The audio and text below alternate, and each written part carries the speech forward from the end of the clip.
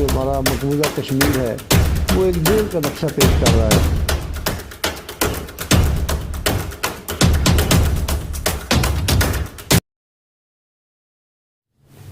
نحمدہ ونصلی علی رسول الکریم، اما بعد، فاعوذ باللہ من الشیطان الرجیم، بسم اللہ الرحمن الرحیم۔ آج کی جو ہماری نشست ہے، آج کا جو مجلس مذاکرہ ہمارا ہے،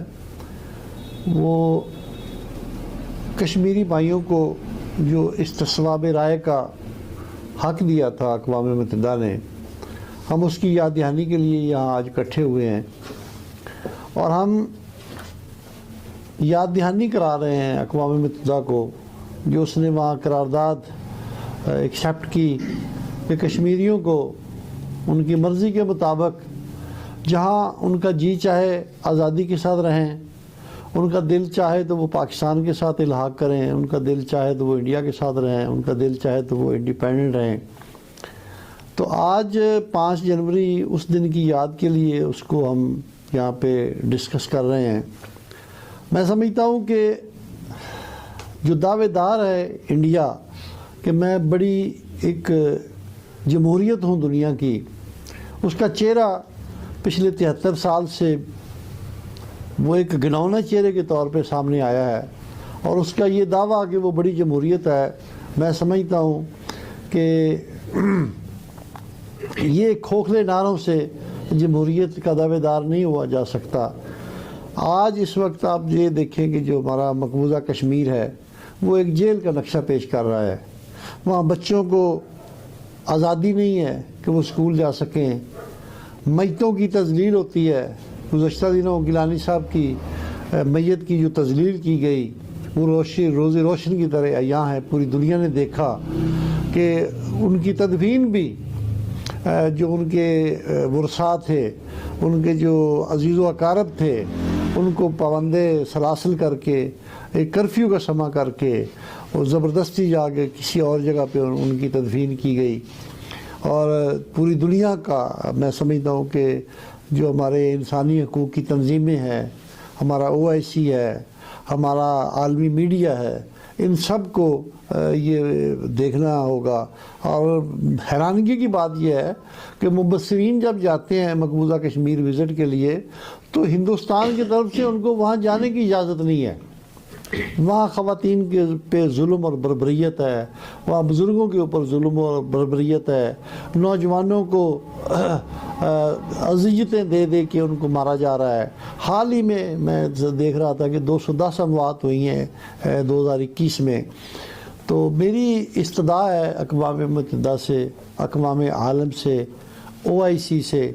ہماری انسانی حقوق کی تنظیموں سے، کہ وہ کس بات کا انتظار کر رہی ہیں۔ یہاں تو ہم دعوے کرتے ہیں کہ جی جانوروں کے، اینیملز کے حقوق ہیں، تو میں حیران ہوں کہ یار دنیا کو اینیمل تو نظر آ رہے ہیں، وہاں جانوروں کے حقوق نظر آ رہے ہیں، کیا ان کو یہ نہیں سمجھ آ رہی کہ کشمیر جو اس وقت 73 سال سے 74 سال سے ایک جیل کی شکل میں وہاں پہ جن کو کسی قسم کی وہاں پہ آزادی نہیں ہے، نہ مذہبی آزادی ہے، نہ ان کو اپنے نماز کی، نہ عیدین کی، نہ جنازوں کی، ایون ان کا جو اس وقت کمیونیکیشن کا جو ذریعہ ہے اس کے اوپر بھی